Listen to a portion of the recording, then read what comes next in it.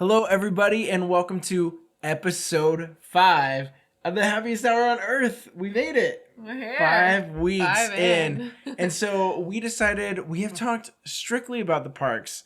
And so we decided, you know what, we have to bring it back to what really led to the parks, and that is the movies. And so we're actually going to be going through the different Disney movie eras, and we're going to be picking our favorite ones from each era.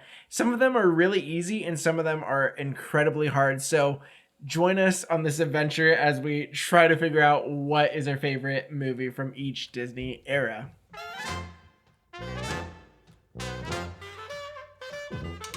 All right, so as Chris said, we're going to be talking about Disney movies tonight. Since we're talking about the movies, we realized we needed to bring in some Disney movie food. Yes. So here we have a couple of iconic favorites. We have Kronk's Spinach Puffs. Never tried those before, so pretty excited for that. We have our main course, which is some spaghetti and meatballs from Lady and the Tramp. Don't worry, we're not going to eat with our faces. We will use utensils. We will not be nudging meatballs with our nose. Yeah, and not slurping. Noodle kiss. That's not going to be happening tonight. Yeah, so you can keep watching. You don't have to go through the Not going to get too messy, hopefully. And then we have the gray stuff from Beauty and the Beast. Yes. So we're pretty excited to try that. It's definitely the dark gray stuff. It turned out a little bit darker than we thought it would. But it did. Hopefully they taste good. Yeah. As for drinks, there's not a whole lot of specific Disney drinks or cocktails or anything like that. They're pretty much just always drinking beer or wine, we realize. And quite a bit of beer and wine, too. Yeah. I feel like after looking it up, I was looking at Disney drinks, and I saw tons of GIFs where they're just guzzling wine and beer. And there's always beer or wine, sometimes rum if you're talking about Peter Pan or something. I know he was chugging something in one scene.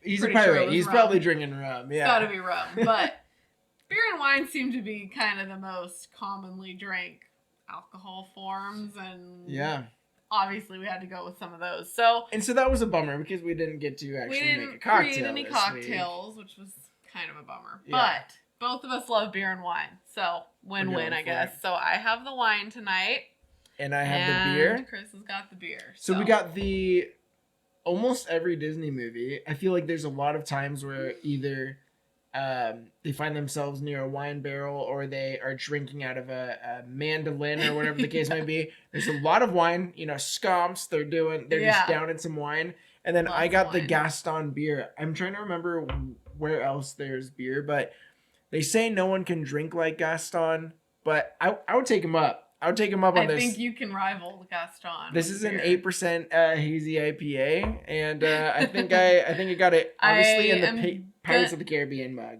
So I'm of course still a little Disney park in there. And I'm gonna call right now that you were going to have that glass finished probably before halfway through this episode. Halfway? Okay, that's just gonna make halfway through this episode just really. You're quick. You're very quick. Oh no, it'll be a lot of interesting thoughts coming up. All right, we'll see. It is delicious. I did try it prior to this, so shout out to the Bay Area breweries, Alvarado Street and Bear Bottle, because this is a collab between them, and I'm excited to drink this. But and there's a Trader Joe's wine. Yeah. All of our wine, Trader Joe's has great cheap wine, so they do. This is great. Definitely a favorite, so had to go with it. So should we jump in? Here we go. Yep. Are we going? Our, hors d'oeuvre, the spinach. This is post-Renaissance era, right? Emperor's New Groove. Yeah. They are from different movie eras, so that's kind of fun. But not really in order, and it's not like it's every single era. We just kind of picked what were some of the favorites, I think. So should we go for these spinach puffs? Go for a spinach puff. All right. I'll join you. A little you. Crunchy. A little. A little flaky. Maybe they have cooled down a little bit since getting ready for this episode. But let's cheers. Spinach puff cheer. Cheers.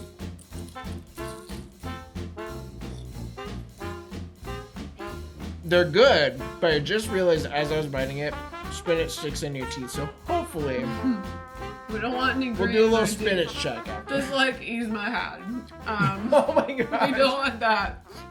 You guys said, "What is that? How long has that been there?" Oh gosh, They're guys, good, please though. don't do that. That is really good. The flakiness is there. Oh, yummy. That is really good. It's like spinach and ricotta and feta. I think I read was what's in it. So definitely not homemade. We cheated on these ones. That was We definitely didn't have a lot of a time. Trader Joe's buy, but So if you're at Trader Joe's, get the spinach puffs. They're not labeled Kronk spinach puffs. I think they're some Greek word with their spinach. but they're in there. good. All right, They're that was a good. good start. Now these are homemade though. Yeah, we did make our own spaghetti. Meatballs were not homemade, Yeah, we didn't. and then the gray But the stuff pasta was we fun did to make. The noodles. No, she- Yes. Wait, should we spinach check? Yeah, we're good. Okay. Good. All right, and then Okay. the gray stuff we are gonna have a reel for actually. So hit The us gray up on stuff was Instagram. straight up homemade. That was fun, and we'll have a reel on how we made it. So check that out.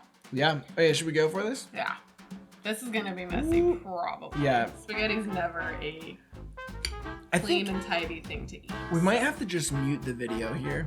Yeah. Because this is gonna get Yikes. smacky. Ooh, this is Right. gonna get messy. I'm starting with a meatball. I have to. It's delicious, and I could eat the whole thing, but I'm not Bad going to choice. because Bad choice to put spaghetti into our podcast. very bad choice. But you know what? It's Lady and the Tramp. It's one of the most iconic Disney Yeah, dishes. we couldn't pass it up. Yeah, we but couldn't wow, pass it this up. is messy. I'm gonna take one more bite, and then so we do have to say we did have some prior to this episode because we wanted a real dinner, and we were like, "There's no way we're gonna eat a full plate of pasta during our podcast." So Yeah, we have tried this We before. might have had a little bit before, but who hasn't had pasta before? Oh man, those meatballs though are really good. It was pretty bomb. Mm. Yep. So we, All right. yeah, that is really. I could literally just. Yeah. Okay, whenever you're talking, I'm gonna snag a meatball. 'cause You know what? those things are so I'm just good. gonna have one more bite, and maybe now's a good time for you to jump into some Disney Disney news. news. Not too. I mean, I feel like they announced. Okay, wait. You know what? I didn't even plan for this, but I do remember some stuff. So, they did announce the tier system for tickets for Disneyland reopening. Multiple different tiers. You could go check it out on the website. See what works best for you. They also released a video showing some Haunted Mansion updates that they did at Disneyland Park. And then, I mean, I think that's really it. There hasn't been too much news since. We'll probably post it on Instagram if something comes up. So follow us on Instagram to stay up to date with all that. But pretty much everyone's just waiting for April 30th. Let's go. And I'm so excited for it to open up, even though we're not going to be there. We're going to be watching videos, watching what's in the park. And Yes. I just cannot wait. And planning for our trip back. And planning for a trip May back. not be for a little bit, but it's happening. It's going to be amazing. I can't I'm wait so to get excited. back. So awesome. So there, Disney news. I feel like last time there was a lot of Disney news, so this time I'm cutting it short. Equal things out a little bit. Equal things out. Oh, are we going for? I always feel like dessert should be at the end of everything, but I think it is time to go. I don't know. I say we just go for it. Yeah. So they usually put the gray stuff in the parks on a sugar cookie. We thought shortbread for some reason, but the recipe called for a sugar cookie. But we actually found some French butter cookies, and I feel like that's It's more even Beauty more, and the Beast yeah. because they're made in France. So should They're we try small. this? They're kind of mini versions. Mini because babies. In Oh, Disneyland, gosh. the ones at Red Rose Tavern are definitely large. They're probably like that Large big little around. cookies. These are kind of small, but Oh, should man. taste fairly similar. I'm gonna need napkin Also right messy. after this. Okay. They were really like beautiful and tall earlier, and then they kind of sank. They just gosh, there's chocolate in this again. Okay, we'll do a quick cheers and then we're Cheers. eating. Okay. We're making sure it doesn't fall Messy. anywhere. Woo! Mm. Mm-hmm. Oh man. So good. Mm. Oh yeah.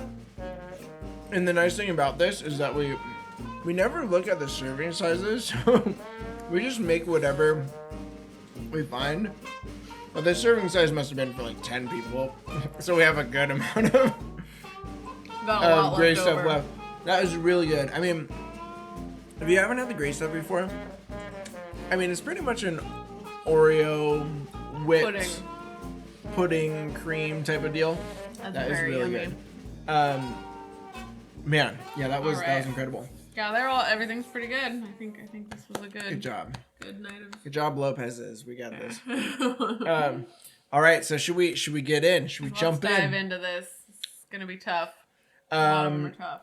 Yeah, some of them. Yeah, as we're looking through these, we're like, some are extremely, insanely tough, and then some we'll just pass through. But Yeah.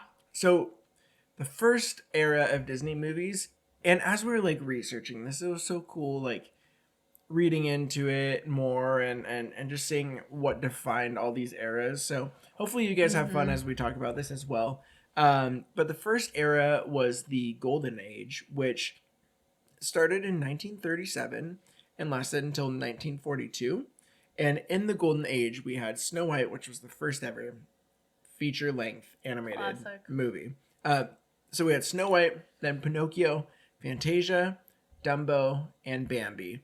And another name for this era was the Tar and Sugar era, and that pretty much, it was named that because there was a lot of contrast, like quick contrast between very sweet moments and very extremely dark volatile, moments. yeah. And you could see this in Snow White, definitely. I mean, there's some parts where she's just singing with some animals, and then the hunter is ready to kill her, and it gets really dark, and then all of a sudden he has this change of heart, and there's a lot of big like mood shifts, and that was very dramatic for Disney to do and to start off with, and that really defined a lot of this era. I mean, even look at Bambi. There's some really nice scenes, sweet scenes where they're gliding on the snow and doing all this stuff and having a fun time, and then there's a death, and then just a lot of these things. Dumbo too, so incredibly sad, but also very sweet moments. So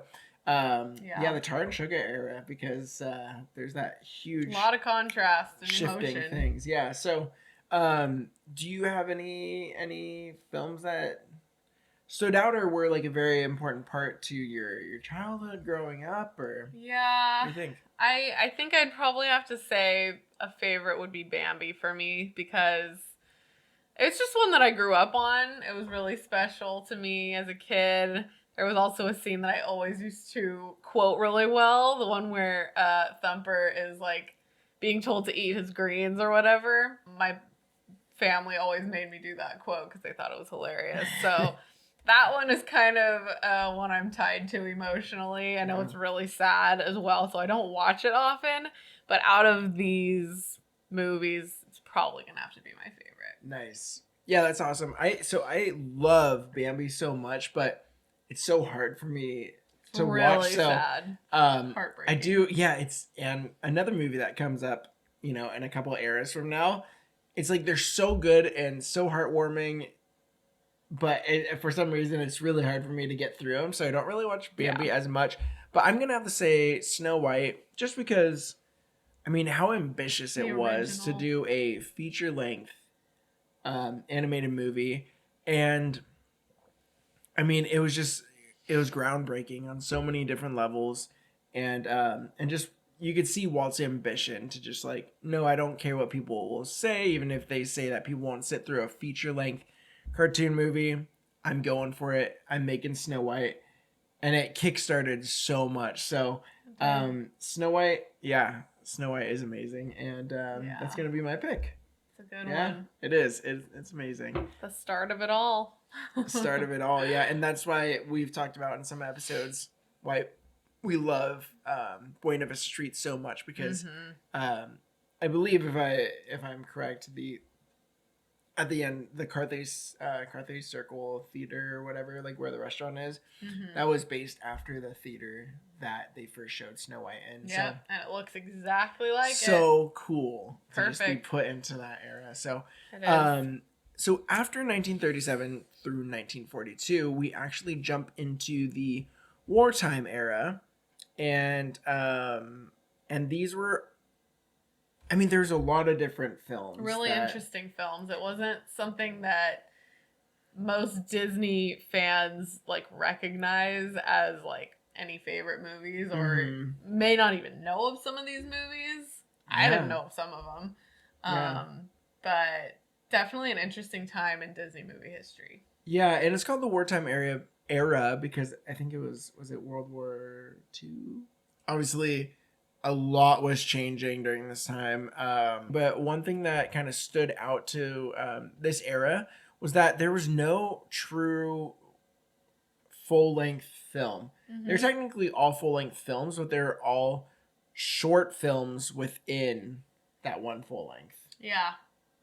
Which is very interesting. And so some of these we haven't seen. Yeah, I haven't seen a lot of them. There's only one that I very specifically know that I used to watch a lot of. That was like a part of your childhood, yeah. Because we watched some of these like recently, but like nothing you really grew up on besides. Were you gonna read them off? Yeah. Oh yeah. Let me read them off. So we have Saludos Amigos, The Three Caballeros, Make Mine Music, Fun and Fancy Free, Melody Time, and then The Adventures of Ichabod and Mr. Toad. Yeah. And so, what did you kind of connect with when you were younger? Yeah, so I don't know how we got it, but at some point when I was a little kid, my family got Fun and Fancy Free. And that is the story of Bongo the Bear, and it's also Jack and the Beanstalk, but with Mickey as Jack. I remember that one so much, but I don't remember Bongo the Bear. That's a part of Fun and Fancy Free. Mm-hmm. So, and it's told by this man who's like, he's like a ventriloquist, and he's telling the story to this young girl, telling both those stories, and it's very interesting, very not super lighthearted at all, but definitely one that I remember well from childhood. We always used to watch it for some reason, and it was kind of a special one to me. So I watched it back recently, and it like was so nostalgic. But then I also realized how like creepy some of it was, Oh my and I was like, man, why did I love this so much? But it still is super nostalgic and special because of, you know, I watched it with my little brother a lot. I think it was kind of our favorite. So yeah, that's a fun one. It's so interesting how sometimes we both had a movie that really defined our childhood, and it'll be the same one. And then in an instance like this, like I didn't know Bongo the Bear growing up. Yeah. But I do remember Mickey and the Jack and the Beanstalk. I think I had a collection of Mickey shorts, and that was in it, but the old man you're talking about was not in it. So I don't remember him too well in the bench. That's insane that there's ventriloquist. Really weird. He's like a ventriloquist. He's got like two different puppets, and he goes back and forth between them talking, and then he talks himself. And there's this little girl, and I don't know. I don't think it's his daughter. I don't know how the story played out. It's just really weird looking back on it now. But dude, that's so great. Yeah. So the ventriloquist was not a part of my life growing up. So yeah, I mean, obviously that would make my childhood a lot more interesting. But mine, I would have to say, I do remember watching a lot of Adventures of Ichabod and Mr. Toad. And out of these very obscure movies, I'm probably going to have to say that is my favorite out of this era. Especially because I loved Mr. Toad's Wild Ride growing up. And so just having a movie that's, has a presence in the park, that's always really fun. And Ichabod is really great too. And even though it was kind of creepy on the creepier side, I'm gonna have to say that one is my favorite of that era. Yeah, it's a good one. The next one we have in the lineup is the Silver Age. This is from 1950 to 1967. This one I'd have to say was the toughest for me to pick a favorite. I love every single one of these movies. It is. So there's two eras that as we were prepping this, we were like, oh, these are incredibly How are we gonna pick? Tough. How are we going to pick? Silver Age I would have to say is the most tough. I would say so. And yeah, let everyone know what these movies are. All right, so here we have Cinderella, Alice in Wonderland, Peter Pan, Lady and the Tramp, Sleeping Beauty, 101 Dalmatians, Sword in the Stone, and The Jungle Book. So, Yeah. great films, all of them. Yeah. All of them. And then, yeah, it's I mean, it's like the classic animation, right? Classic Disney animation. As you're thinking about your childhood, I feel like a lot of people think about these films, Yeah, right? It's totally. also within this era was the last film that saw Walt Disney's hand in making, which was The Yeah. Jungle Book, because he died in He passed '66. away, yeah, during that. And it's also called the Restoration Age, because after the wartime era, you know, like they didn't make a lot of money during that, and after that, they really just These ramped things films up. just And brought it back. yeah, and it was a chance to look back at what went really well during the Golden Age, and you know, Kind of really try to incorporated replicate that it a little bit. Yeah. Definitely. And they also lightened up on the darker themes. Yeah, There's still some these are- darker themes. I mean, Sleeping Beauty is For one sure of the dark. creepiest. Oh my gosh, we We watched rewatched it. that a few nights ago, actually, in preparation for this. Man, Maleficent Dude. is It's like the best a bad film woman. ever. We were talking about how, you know, when they finally bring her back to the castle, and then it has that music, and like And she the opens up a green- corridor out of nowhere with that, like in the fireplace. Yeah. It's like, and dog, like there's just stop. that green glow, and then she like very slyly appears behind it, and then Yo. disappears again. And then Sleeping Beauty is like hypnotized.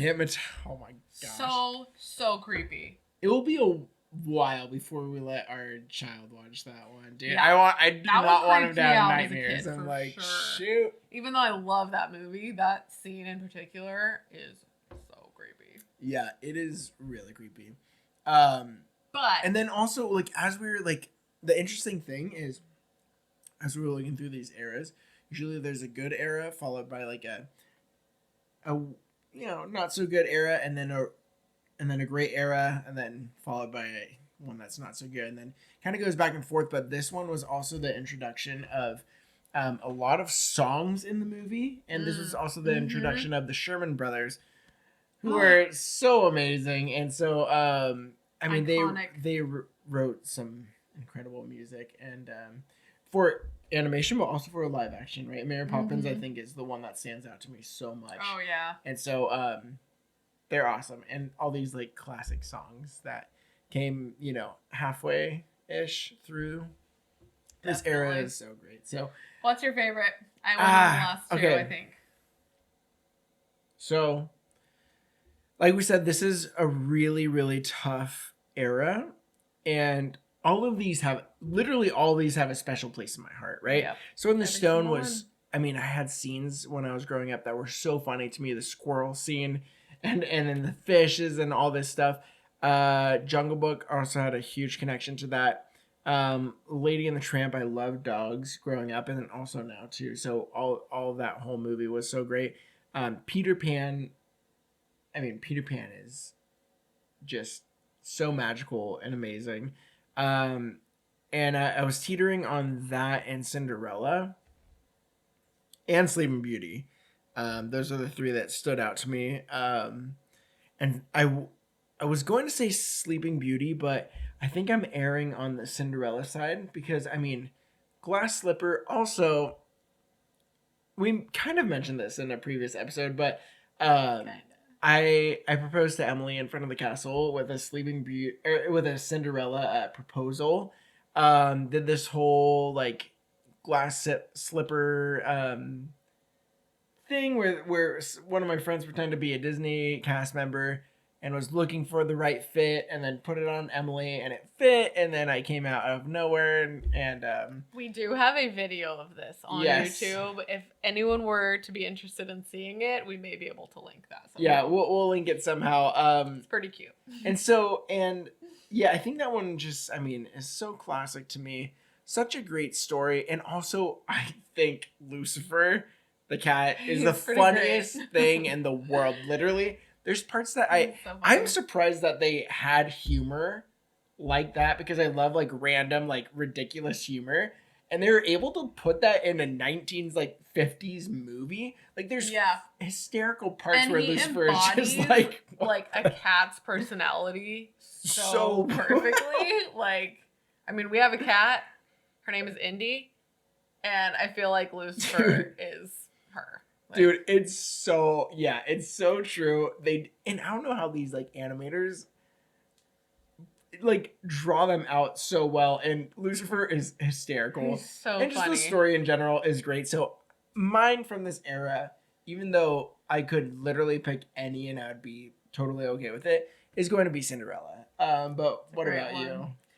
Oh, yeah, they're all great. All of them. I could pick any of them too. But Peter Pan is forever and always my top pick.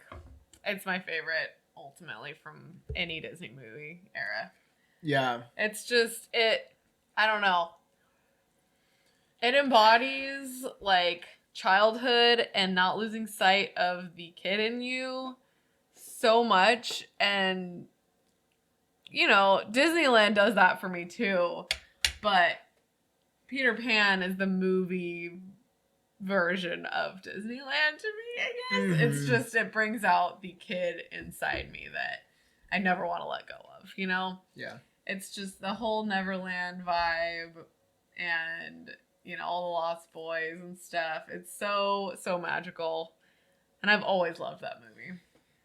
I totally agree there. I mean, like, and as you said, I think Disneyland is the closest to Neverland that we could really go. You know, the whole idea about the park is that, you know, that park really has no limits on age, right? Like when you enter, you are able to tap into that youth aspect in your life that maybe has gone away for a bit, but every time you enter the park, you're able to tap into it again. Yeah. And I feel like Neverland is, I mean, I feel like Disneyland and Neverland really are correlated in some way. And so I totally feel you. Every time they go to Neverland and Peter Pan, I'm like, I always think of the park. And Yeah, so me too. it's, I do too. I mean, that was like the closest second to me. The Silver Age is so tough. It's so good. And yeah, again, like music in all of these plays a huge role in my favorite too. Like the second Star to the Right, it's so good. It's the best. Yeah, Peter Pan, definitely hands down for me. Oh man. Although Cinderella is a close second because of our proposal as well. Yeah, for sure. And moving on though. Everything. So the Bronze Age came right after that. So this was 1970 to 1988. And the movies in this were The Aristocats, Robin Hood, The Many Adventures of Winnie the Pooh, The Rescuers, Fox and the Hound, The Black Cauldron, Great Mouse Detective, and Oliver and Company. So this was also referred to as the Dark Age of Disney. This was right after Walt had passed when he was working on Jungle Book. And this was a time without Walt to guide the company. Animation tried something new, and during this time, they didn't really know if the animation department was going to really survive, so they clung to this technique called xerography, which was a way to make films kind of cheap and fast. So it was something about like printing, putting things on cells rather than like hand drawing everything. And there's a lot of technical parts to this that you could look up on YouTube and just kind of learn a little bit more about. But also, I think another name for this era was like scratchy films, because they went to this type of technology, and so it was cheap and fast, but it wasn't the best. And coming out of the Silver Age, where even the backgrounds of like Sleeping Beauty comes to mind, you know, the backgrounds when something's happening in the forefront is beautiful and incredibly just like awe-inspiring, right? You had Mary Blair working on a lot of this stuff, and then here they were trying to just kind of pump out movies and just kind of do things quick. So this was a interesting era, and one movie really sticks out to me to me, even though there were a couple good ones in here. But what would you say sticks out? Yeah, I have a couple in here that are special to me too, but I think I'd probably have to say Aristocats would be my favorite from these. Yeah. It's just so fun. I love fun. the characters. They're just cute. The kittens are adorable. I love all their personalities. The scene with the piano with the scales and arpeggios. Is Oh my gosh. Yeah. so cute. I love them. That's a fun movie. I love Aristocats. Yeah. Me Yeah. and my sister, when we were growing up, the scales and arpeggios was like the funniest thing to us. And so I have a huge connection to that as well. But one movie that really sticks out to me during this period is Robin Hood. Something really cool about Robin Hood, and not how he was like, he wasn't too cool where he didn't, like he was humble about everything. Like even when the kids came up to him and were like, "Oh my gosh, you're Robin Hood," like he would hang out with them and talk to them. And he just was like the perfect human being, even though it wasn't the perfect fox, but like the perfect animal. Like he has to accompany all that. And then I also thought Prince John was like, so funny to just smack on. I was like, Prince John it was pretty easy to make fun of. Yeah, and that one really stuck out to me. So even though the Bronze Honorable era, mention. it had some movies that no one really cared about. I used to watch The Great Mouse Detective a lot, actually, growing up as well. And she didn't. Well, we watched it like a couple months ago. Did we? We did, Oh. but I mean, it's one of those ones where you're like, oh, that's cool. Yeah. But it doesn't stick out to Wasn't else. one of the more memorable ages, I guess, aside from a few. Exactly. But moving on, just like we said, when there go. is a semi-lackluster year, They oh make my up for gosh, they come at it because next up is Renaissance. a rival to the Silver Age. Yeah. For sure. Tell the audience about this is like the epitome Renaissance. of Oh my. what made Disney. I mean, it feel really like. is. When I think Disney, I think a lot of the Silver Age. I think a lot at times, right? It's just those because two. the classics, I think it's those two. but Renaissance has, I think, even harder Some of movies the to pick best. from. Yeah. So Renaissance Lay era it up. was from 1989 to 1999. That decade had Little Mermaid, Rescuers Down Under, Beauty and the Beast, Aladdin, Lion King, Pocahontas, Hunchback of Notre Dame, Hercules, Mulan, and Tarzan. Some of the best. I mean, literally have some to of the say. best. And so, I think this is a time where Disney hit their stride. There's one right around the time that Michael Eisner came in, Mm-hmm. and he worked for Paramount before, right? Yeah. And this is when they put a huge budget to movie making. And during this time, music was a very vital element into all these movies, I feel like. And as you can see, and as we heard too, is that it's very easy to adapt these movies into Broadway plays. And as you think about that and just ponder about that, really every movie in this, except for Rescuers and pretty much just Rescuers,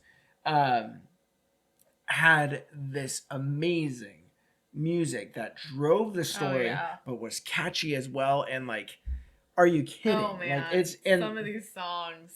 I mean, this is what millennials grew up on, right? Oh, yeah. It was Howard Ashman doing the lyrics and Alan Menken, making the music. And Alan Menken, oh my gosh, just amazing. And Howard Ashman, such a great powerhouse to this team. And then not only those two, but then you had Elton John in Lion King and Phil Collins in Tarzan. Yes. So I mean, this is this the musical the best ever. Geniuses, I feel like. And that was another era. point too, is that around this time they were really thinking about star power, right? So back then in the Silver Age, you had some voices that you would kind of recognize. They reused a lot of voices during that time. Yeah. But And here they had Robin Williams, They had Phil Collins making the music, Matthew Broderick, right, for Lion King. Was it Jonathan Taylor Thomas also?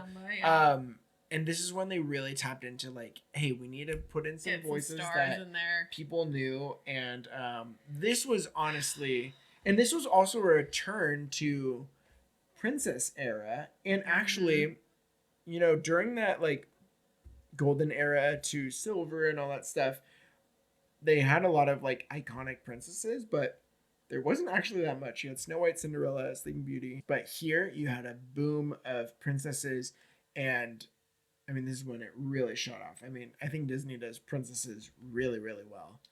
Yeah. So well. The best. And so I think they like looked after the Bronze Age. Okay, we need some time with the princesses. And wow, what film? I mean, all of them, but what film really? We could give a couple honorable mentions. So tough. Yeah, there's gonna be some honorable mentions in here. I think, dude, I would probably have to say that Lion King is my favorite in this age, dude. Even though it's such a hard choice to make with these ones. This is such a good era. My gosh. All these movies are so good. But I love Lion King. It's just the story, the music, not to mention the Broadway. I love there's just everything about Lion King is so good. Yeah, and I'm gonna have to say Lion King as well. I mean, there's something about those songs, and the story itself that, I mean, really stand out among the others. I mean, not also even stand out. I mean, there's heart beyond comprehension when Mufasa dies. I mean, that's the best type of Disney movie, right? Yeah, it breaks your heart and then rebuilds it again. Valleys and hills. Oh my gosh, yeah. And so tough. I'm gonna have to say Lion King, but I mean, there's a couple that I think I put that stand out among the others, even though all these are amazing. Lion King, Little Mermaid, Beauty and the Beast, Aladdin, Mulan, and Tarzan. All those. I love Pocahontas too. My sister was like the biggest Pocahontas fan in the world, and that does stand out as well. And I love Hercules and Hunchback too, but like, and I didn't even mention Rescuers Down Under. Good movie, but I mean, compared to the rest of this list, like, I mean, in all the one are different styles, right? Like, sometimes I want the Little Mermaid, you know, kind of vibe. They're all different vibes, right? Beauty and the Beast has a whole different, like, charming vibe to it. Little Mermaid has a little more, you know, a little more adventure and all that stuff. Aladdin also straight up adventure. Oh gosh. Funny, hysterical with Robin Williams. Amazing. I mean, and then also, Mulan, epic. Like, I feel empowered, right? Yeah. Tarzan, also, Phil Collins just Come ripped on. it. Are you kidding? Yeah, Phil hard. Collins, he went way too hard. And so all of these, I mean, this is right there with Silver Age. Yeah. Oh yeah, definitely for me too. I all the ones that you said stand out are the same for me. Musically, this era, I think these movies stand out to me the most. I would have to say, like, some of my favorite Disney songs for movies come from, like, honestly, I'm not like the hugest Hercules fan. I think it's a good movie, but never was one that I like grew up on. Like, I didn't know it very well, but Go the Distance from that movie is probably like my favorite Disney song. Yeah. Or up there. Like, I'm gonna have to say that too. Somewhere near the top. I mean, that is such a good song. Yeah. It's freaking props to Alan Menken, man. It's like, beautiful. You are the man. I love that song. Not to mention, all the music in this era. It's so hard to just narrow it down, but Tarzan, for me, I will forever and always relate You Will Be in My Heart. Oh, yeah. To my son, because when we were driving him home from the hospital, we had a lullaby version of that song going, and it's just forever ingrained in my brain Yeah. because I was bawling my eyes out. And now every time I It's- hear it, I think of him and I cry. So Yeah. I mean, all the music is just so emotional. and all of amazing. it. Strangers Like Me, Son of Oh my Man. gosh. Ugh. And I Beauty love and the Beast, all of Little that. Mermaid. Yes. Oh all my word. of this music in this era. So It's good. so great. We're taking up a lot of time with that era because it's so good. Incredible. But we have to move on now. So here we have post-Renaissance. This is 2000 to 2007. These ones include Fantasia 2000, Dinosaur, Emperor's New Groove, Atlantis, Lilo and Stitch, Treasure Planet, Brother Bear, Home on the Range, Chicken Little, Meet the Robinsons, and Bolt. Yeah. So this is kind of an interesting era. Yeah. So this, a lot of people will refer to as the Second Dark Age. This is when, after a lot of those amazing princess epic movies came out, Pixar, right around 1995, I believe, Toy Story, maybe Yeah. 94. This is when they arrived on the scene, and so Disney was like, "Oh, there's no princesses in there. They have computer animation. How could we compete, right?" And so they were trying to figure out different stories that they could do. And I think Dinosaur was actually the first computer animated movie that Disney did. And I loved it. We both love Dinosaur. It's been a while since we've Mhm. seen it, but It was a had good really one, strong though. connections with Dinosaur. Really enjoyed that. But there was a lot of other computer animated movies during this time that just fell flat. I believe I haven't Chicken even Little. seen a lot of them. Yeah, I believe Most of Chicken them, Little came probably. out right around the time that Disney didn't make a deal with Pixar. And so they're like, no, we got this computer animated thing. And then they made it, and everyone was just like, what are you doing? What are you doing? And so then thankfully, they made a deal with Pixar and got them on the team. But what I mean, there are, even though this era is so strange, what There's a couple good movie ones, has really impacted you growing up? Definitely I'd have to say Emperor's New Groove. We Spinach have the Puffs. spinach puffs here as proof. Emperor's New Spinach Groove, even though this era is probably one of my least favorites, Emperor's New Groove is up there in the favorites.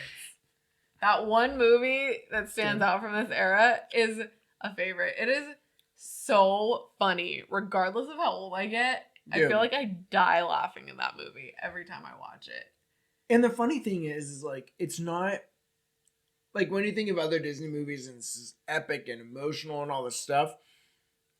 Emperor's New Groove is like as good as those, but it's not in that realm. It's like in a comedy sense, Yeah. it's that good, you know. So it's Exactly. like it's and a it still has a lot of heart and stuff. still too, has a lot of heart. Yeah. But the comedy is there.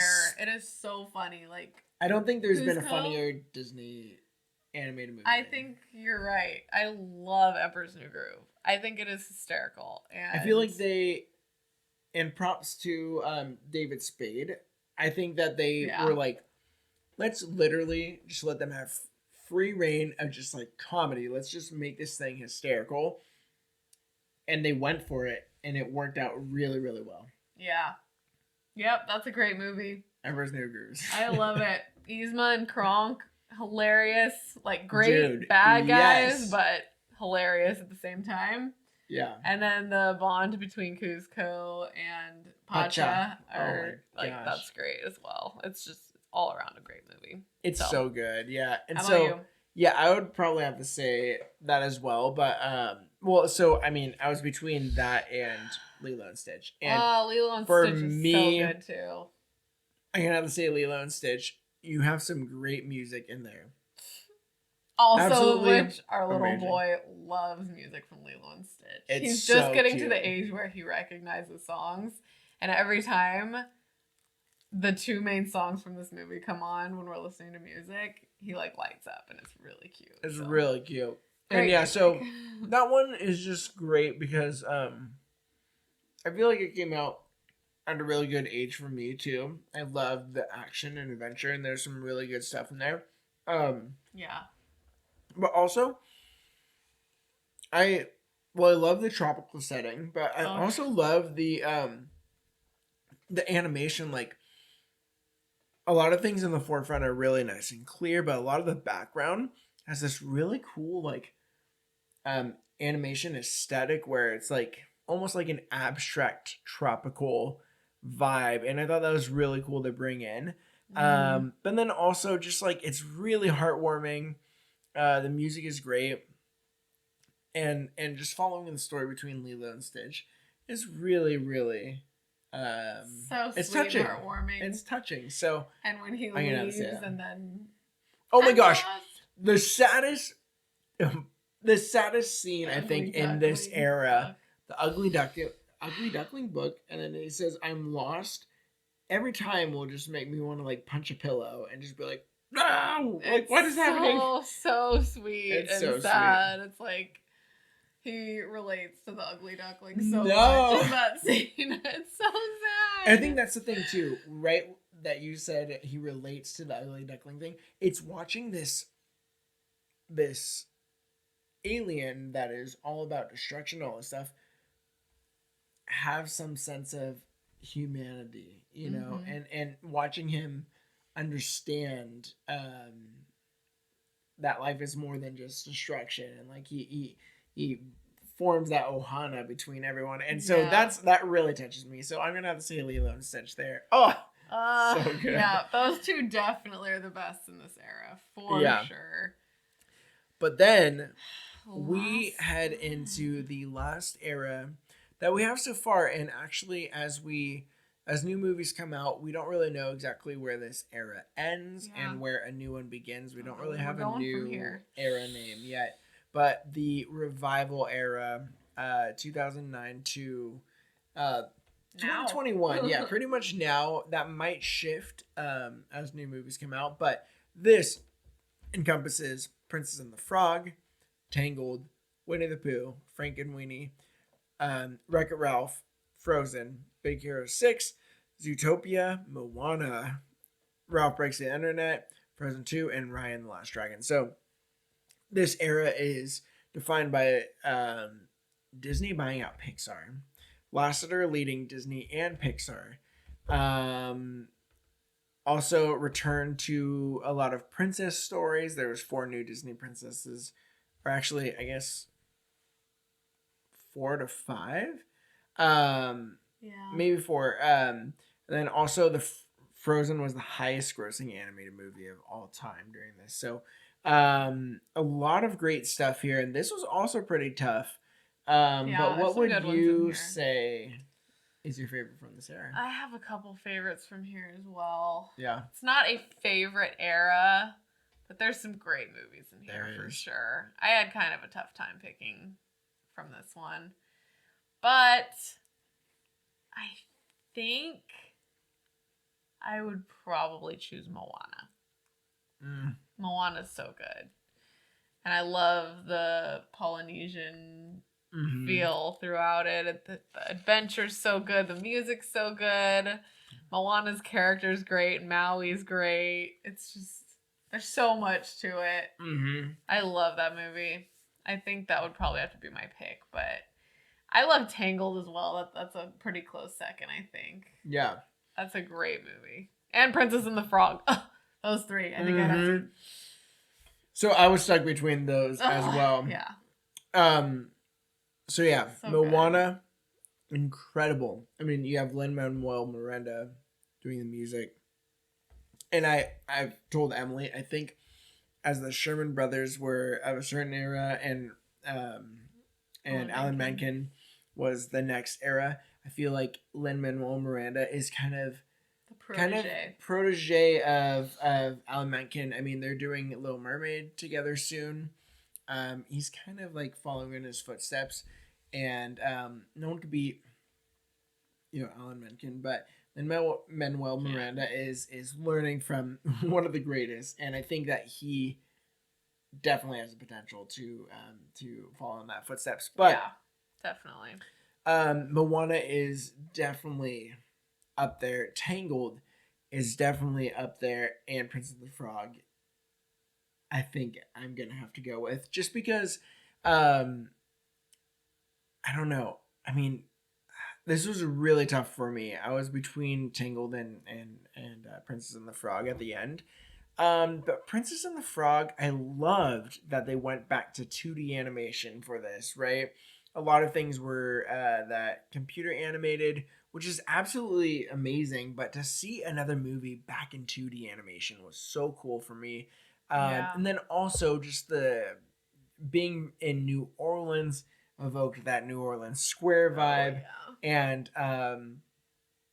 to see a woman of color be a main actress in a Disney film was groundbreaking, and so that was great to see, and the story was just spot on, and the music. Oh my gosh! yeah. Whenever any song from that movie comes on, I just sing along to it. It is the best, and so I think after all these things, even though there's certain parts of some movies that I like more than this, and then some parts of this movie that I love more than the others, I think just overall, I'm gonna have to go with Princess and the Frog. It's such an amazing movie. It is great. I love It's that so one good. as well. It's incredible. It's a great And- movie. I love the story and just the heart of Tiana's connection with her dad, and how that was Yes. kind of the driving force in her like starting her restaurant and stuff. It's Yeah. so sweet. It really is. It's an incredible movie, and even though some of these eras might not be our favorites and some are our favorites, there's a lot of tough.